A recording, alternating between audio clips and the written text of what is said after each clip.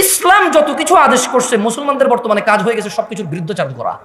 মুহাম্মদ সাল্লাল্লাহু আলাইহি ওয়াসাল্লাম বলছে দাড়ি রাখো, এরা কাটে। বলছে টাকনুর উপরে প্যান্ট বড়, এরা নিচে পড়ে। এখন নায়কেরা দাড়ি রাখে, এরা দাড়ি রাখে।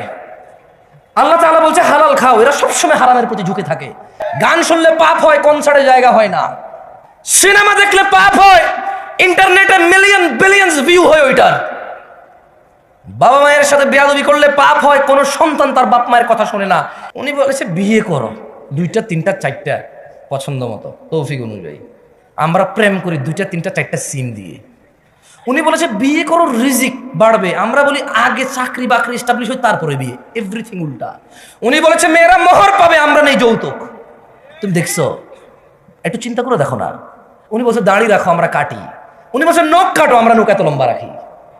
তুমি বুঝতেছো না ভাই, আসলে এটা ও নখ রাখার শখ না, জাস্ট আল্লাহর বিরুদ্ধাচারণ করা। শীতকালে সব মানুষ জ্যাকেট, কুর্তা, পাঞ্জাবি, জুব্বা, তারপর হচ্ছে চাদর, তোয়ালা, কানটুপি, নাকটুপি, মাস্ক, হাত মোজা, পা মোজা সব কিছু দেয়। কাউ কাছে অত্যাচার মনে হয় না এটা। কিন্তু যখনই পর্দা করার জন্য শুধু বোরখা পড়তে বলা হয়, সবার কাছে অত্যাচার মনে হয়। মুসলিম সমাজের বাবা মায়ের ছেলে সন্তানের আমার আপনার সবার এটা এইম হয়ে গেছে, যেটা আল্লাহর নবী বলছে ওটার উল্টাটা কর।